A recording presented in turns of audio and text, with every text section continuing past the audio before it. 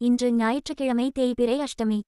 பைரவரை இப்படி வழிபட்டால் வீட்டில் நிம்மதியும் செல்வமும் சேர இப்படி வழிபட வேண்டும். சித்திரை மாதம் ஞாயிற்றுக்கிழமை அன்று தேய்பிறை அஷ்டமியும் வருகிறது. வரும் தேய்பிறை அஷ்டமி என்பது மிகவும் விசேஷமான ஒன்றாக கருதப்படுகிறது. இந்நாளில் சிவபெருமானையும் பைரவரையும் வழிபட இல்லத்தில் நிம்மதியும் சுபிட்சமும் உண்டாகும் என்பது நியதி. தேய்பிறை அஷ்டமி மிகவும் சக்தி வாய்ந்த ஒரு நாளாகும். இந்நாளில் பைரவருக்கு மிளகு தீபம் ஏற்றி வழிபட்டு வந்தால் சகல சௌபாக்கியங்களும் உண்டாகும்.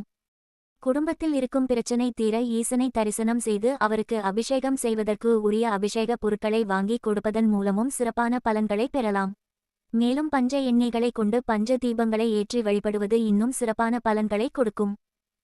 உங்கள் வீட்டில் இருக்கும் வறுமை நீங்கி செல்வம் செழிக்க தேய்பிறை அஷ்டமியில் சிவன் கோவிலுக்கு சென்று அங்கு பஞ்ச தீபத்தை ஏற்றி வழிபட்டு வரலாம். புதிதாக வாங்கிய 5 அகல் விளக்குகள் கொண்டு செல்லுங்கள். அதில் ஒவ்வொன்றிலும் ஒவ்வொன்று வகையான விளக்கு ஏற்றும் எண்ணெய் ஊற்றி வழிபட வேண்டும். வேப்ப எண்ணெய், விளக்கெண்ணெய், இலுப்பை எண்ணெய், தேங்காய் எண்ணெய் மற்றும் சுத்தமான பசுநெய், இந்த 5 எண்ணெய்கள் சேர்ந்தது தான் பஞ்சதீப எண்ணெய் என்று கூறுவார்கள்.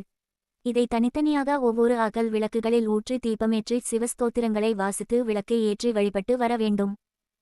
சொத்து தகராறு, நிலத்தகராறு போன்ற பிரச்சனைகளுக்கு தேங்காய் மூடியில் நெய் ஊற்றி சிகப்பு நிற இட்டு தீபம் ஏற்றி வழிபடலாம். மேலும் சொர்ண ஆகர்ஷண பைரவரை வழிபடுவதற்கு சிறப்பான ஒரு நாளாகவும் கருதப்படுகிறது. வீட்டில் சொர்ணாகர்ஷண பைரவர் படத்தை வைத்து அவருக்கு உரிய மந்திரங்களை ஜெபித்து தயிர் சாதத்தை நிவேதனம் வைத்து தூப தீப ஆராதனைகள் காண்பித்து வழிபட்டு வரலாம். பைரவருக்கும் சிவபெருமானுக்கு மிகவும் உகந்த நிறம் என்றால் அது சிவப்பு ஆகும். எனவே சிவப்பு நிற மலர்கள் கொண்ட இருவருக்கும் அர்ச்சனை செய்து இன்றைய நாளில் வழிபட்டால் சிறப்பான பலன்களை பெற்றுக்கொள்ளலாம். சிவன் கோவிலில் வில்வ அர்ச்சனை செய்து சிவபெருமானை வழிபட்டு வர எத்தகைய தடைகளும் அகன்று சுபகாரிய முயற்சிகள் கைகூடி வரும். மேலும் மனதிற்கு பிடித்தவர்களை மணந்து கொள்ளவும் வாய்ப்புகள் அமையும். பைரவர் சந்நிதிக்குச் சென்று அங்கு செவ்வரளி மலர்களால் மாலை சாற்றி 7 தீபம் அல்லது மிளகு மூட்டை கட்டி மிளகு தீபம் ஏற்றி வழிபட்டு வந்தால் உங்களை சுற்றி இருக்கும் பகைவர்கள் தொல்லை ஒழியும். யமபயம் என்பது நீங்கும். எதையும் துணிச்சலுடன் முடிவெடுக்க கூடிய தைரியம் உண்டாகும்.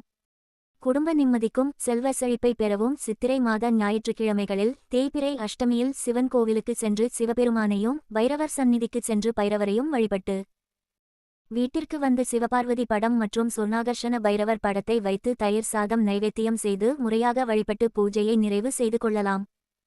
ஓம் ஸ்ரீ சொர்ணாகர்ஷண அஷ்டபைரவாய காலபைரவாய நமோ நமஹ. வாழ்க வளமுடன். இனிய காலை வணக்கம்.